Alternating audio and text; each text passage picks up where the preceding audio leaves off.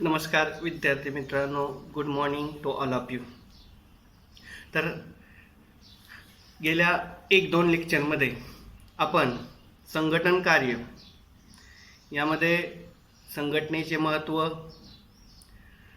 संघटन प्रक्रियेतील टप्पे आणि आज अधिकार आणि जबाबदारी संबंध या घटकाचा आपण अभ्यास करणार आहोत. तर विद्यार्थी मित्रांनो, अधिकार आणि जबाबदारी ह्या ज्यावेळेस अधिकाराची निर्मिती होते त्यावेळेस जबाबदारी ऑटोमॅटिक निर्माण होते.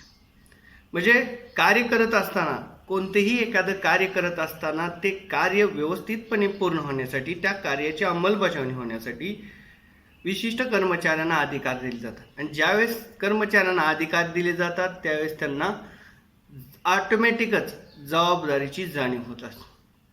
अधिकार या संज्ञेचा अर्थ स्पष्ट करता आला आहे. यामध्ये अधिकारामध्ये वरिष्ठ हे संबंधित अभिप्रेत आहेत. अधिकार हे वरिष्ठांना असतात आणि त्यानुसार वरिष्ठ हे त्यामध्ये संबंधित आहे. वरिष्ठ अधिकारी आपल्या हाताखालील कनिष्ठ अधिकाऱ्याला सहाय्य अधिकार देत असतो आणि संघटन रचनेमध्ये वरिष्ठ कनिष्ठ साखळी असते आणि ही साखळी संघटनात्मक संबंध दर्शवित असते.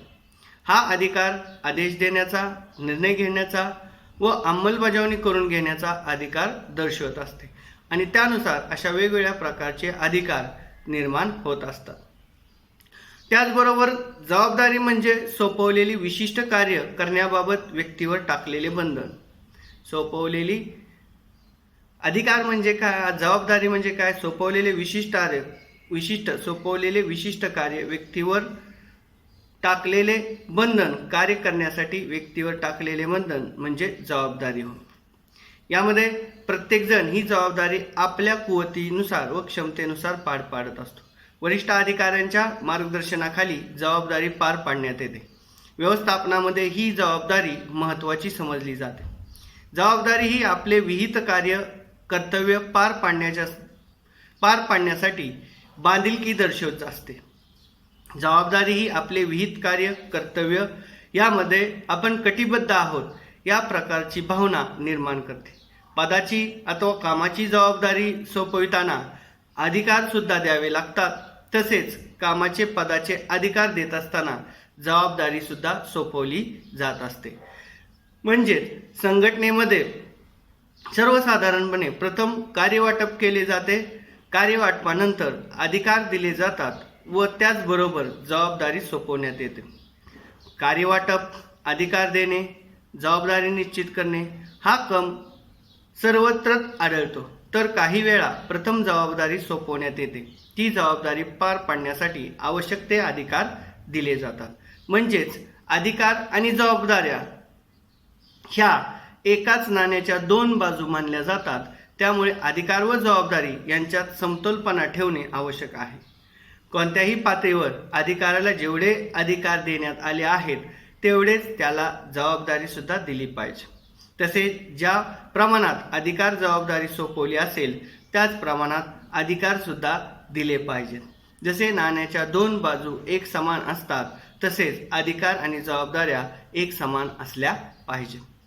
अधिकार व जबाबदाऱ्याच्या तुलनेने व्यवस्थापनाच्या कार्यावर, कार्यक्षमतेवर दुष्परिणाम होणार नाही अशा प्रकारची कार्य अधिकार आणि जबाबदारी वाटत असताना केल्या पाहिजे.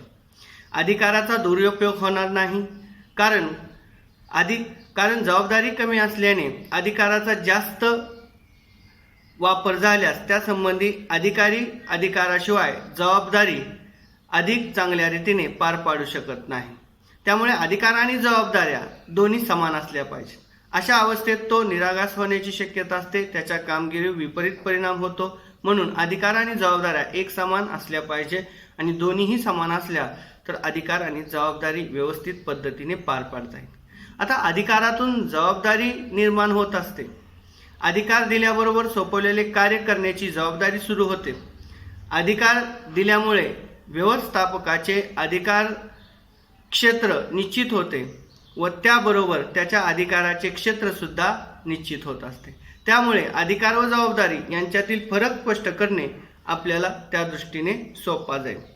अधिकार हा सहाय्यकावर आदेश देण्याचा हक्क दर्शवतो. बघा, अधिकार सहाय्यकांवर आदेश देण्याचा हक्क दर्शवतो, तर जबाबदारी आपले कार्य करण्याचे कर्तव्य दर्शवते. अधिकार हा संघटनेतील औपचारिक पदामुळे निर्माण होतो, तर जबाबदारी ही वरिष्ठ कनिष्ठ संबंधातून निर्माण होते.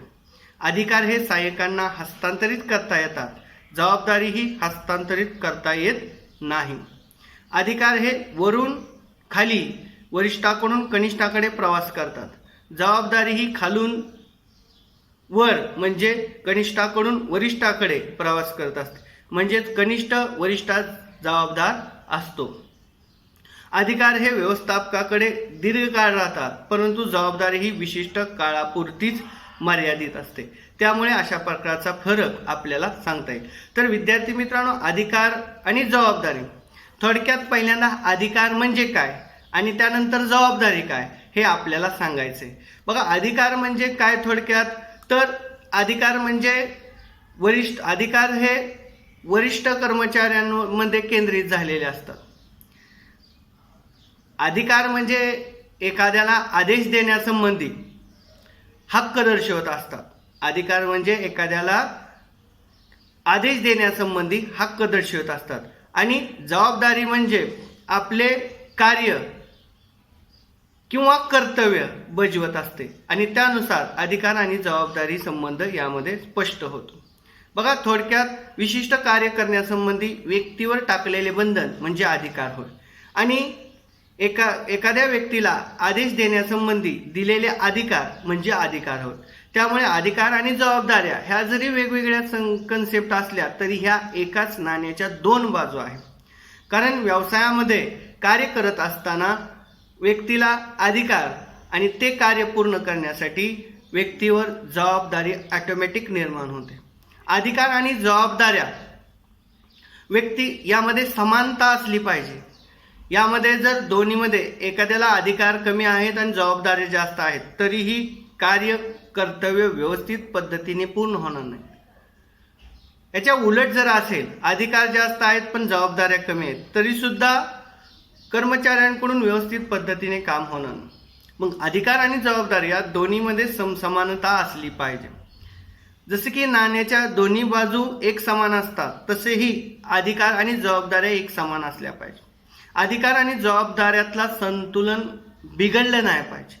अधिकार आणि जबाबदारीतील समतोलन जर बिघडलं तर कामामध्ये कुचराई होऊ शकते, कामामध्ये दिरंगाईपणा येऊ शकतो, काम व्यवस्थित पद्धतीने पूर्ण होऊ शकणार नाही. त्यामुळे अधिकार आणि जबाबदारी यामध्ये एक समानता असली पाहिजे किंवा समान असले पाहिजे. त्यामुळे व्यवसायामध्ये अधिकाराबरोबर जबाबदारीची निर्मिती होत असते आणि एखादे कार्य करत असताना जसे की अधिकार निर्माण होतात तशाच पद्धतीने ते कार्य पूर्ण करण्यासाठी जबाबदारी सुद्धा निर्माण होते. त्यामुळे विद्यार्थी मित्रांनो, अधिकार आणि जबाबदारी या दोन्ही कन्सेप्ट तुम्हाला पहिल्यांदा माहीत असल्या पाहिजे.